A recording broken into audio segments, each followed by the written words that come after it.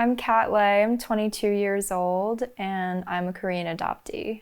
I came to the United States when I was 7 months old. My family is me, my mom, my dad. I have an older brother, and he was also adopted when he was 5 months old, also from Korea.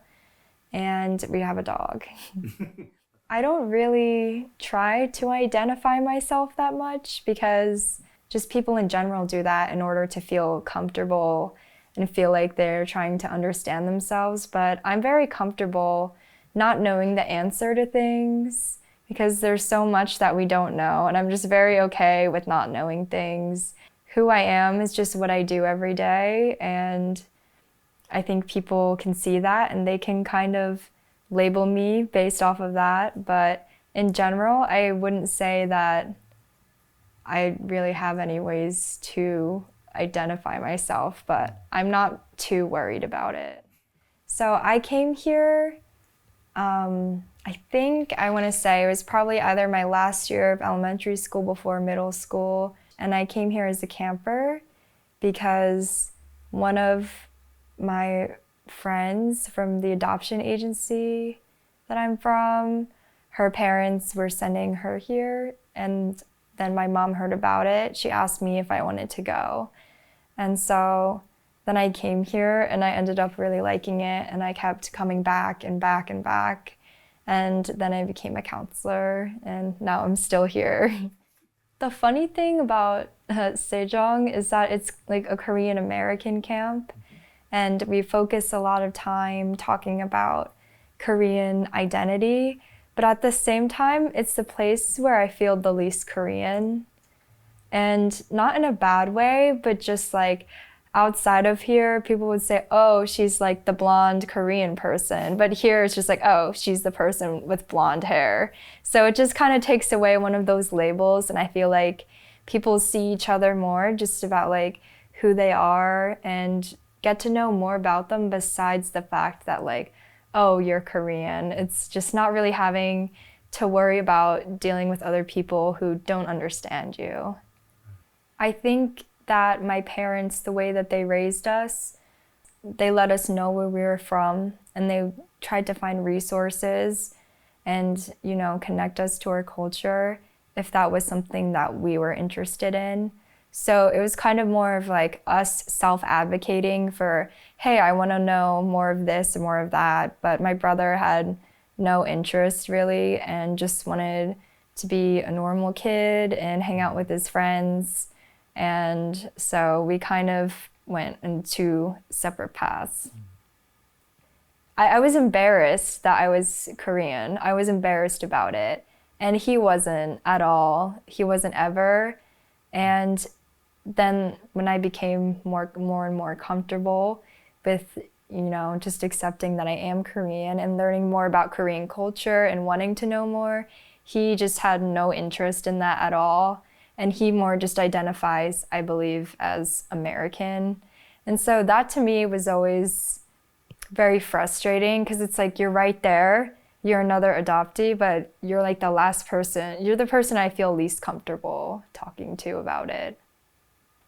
Right now, I'm most proud of just being able to do things and feel proud because I had trouble, I think, completing things. Like I would start all of these really ambitious things and then just getting to the finish line was really hard for me. I think just having experience after experience that was difficult for me to complete, it did kind of make me nervous a bit about being able to do things. And then I was kind of in a weird place of, for some reason, because one thing didn't work out, I would think that that's how everything was going to play out. But just, I think I've gotten over that.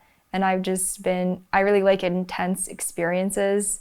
So I've been doing a lot of that. And funnily enough, going to school to become a cosmetologist was really intense. And I was not expecting it to be at all. But they had us like on our feet all day and like no water, no breaks. Like it was very different from how I thought it was going to be. And I just decided before I went in that this is something I have to do. This is something that I want to do and I'm going to do it. And then I was like the first one to graduate out of my class because it's based on hours. So I think just starting and finishing something that's like intense is probably my proudest accomplishment. I've had a lot of moments of joy, but a lot of the joy that I've experienced where it's like a really intense feeling of joy are very fleeting. With high highs, there's usually an extreme low just waiting for me to come surprise me and get me. I did just a lot of very random things in like the spur of the moment that were huge decisions that just kind of took me out of my normal environment that I'd always grown up in because I didn't want to be in that environment and it placed me somewhere new. And a lot of those experiences did not go the way that I was hoping for. Like there were a lot of hardships in doing that. Like when I was 16, this is really funny actually. When I was 16, I wanted to avoid doing a junior year of high school because I wasn't really into schoolwork or anything like that. Like as a child, I was in gifted program, but then as I got older, they were like, you have ADHD. And then I was in like the learning needs program. So I don't know how I ended up there. So I didn't have a lot of confidence in myself as a student. So I Googled how to not have a junior year and I found a list and one of them said to go abroad.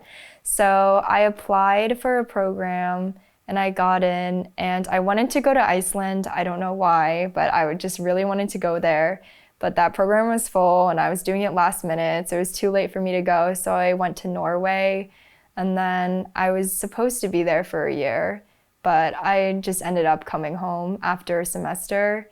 And then I had trouble finishing the semester at home out, and then I ended up having to repeat my junior year. What's helped me a lot is just acceptance and just kind of just awareness of realizing when I'm doing certain things, catching myself and then stopping. I think part of it is my Korean identity, really thinking about that because that's something that I have my whole life to think about, and I would think about it so intensely. Like I had a lot of hard moments with my identity because I'd be thinking about it so in depth. And then I was like, this is too much to think about. Like when I think about it, it's too much. And I kept thinking about it for years and years and years, but still I was feeling sort of the same way. And I said, thinking isn't really solving anything. Like it's not changing anything. And worrying about my identity is something that I know that I could continue to do for the entire rest of my life and just constantly question and keep trying to label and figure out. But because I know I could do that, I think, okay, like what's my other option? And that's just kind of to be in the moment and to not worry about it and to do the things that I want to do that I think define me and just try not to worry about it so much. Okay. I think that coming to camp has helped with acceptance. And I think acceptance is the first sort of step in, I guess, most people who I've spoken to their journey as a Korean American. And I think that's because of here, I've definitely became a lot more accepting of just Korean identity, like the Korean part of me. The funny thing about this camp, because I said it makes me feel the least Korean that I feel, it also makes me feel the most Korean that I feel. It makes me feel the least worried or least conscious that I am Korean, which is strange because we constantly talk about being Korean, but I think it's because I'm learning things and I'm proud of Korean culture and I love it. It's like both ends of the spectrum kind of, but it's like very peaceful in the middle where I am. My name is Catherine Lay and this is my Korean American story.